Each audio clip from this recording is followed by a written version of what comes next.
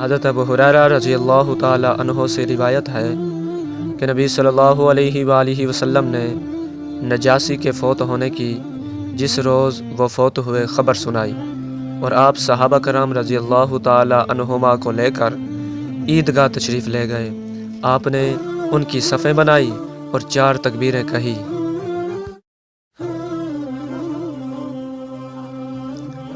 حضرت ابو سلمہ بن عبد الرحمن رضی اللہ تعالی عنہ سے روایت ہے کہ جب سعد بن ابی وقاص رضی اللہ تعالی عنہ نے وفات پائی تو عائشہ رضی اللہ تعالی عنہ نے فرمایا انہیں مسجد میں لے آؤ تاکہ میں بھی ان کی نماز جنازہ پڑھ سکوں، لیکن ان کی بات قبول نہ کی گئی۔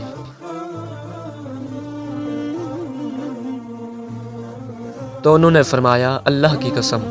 رسول اللہ صلی اللہ علیہ وآلہ وسلم نے بیضاء کے دونوں بیٹوں سہل اور اس کے بھائی کی نماز جنازہ مسجد میں پڑھی تھی۔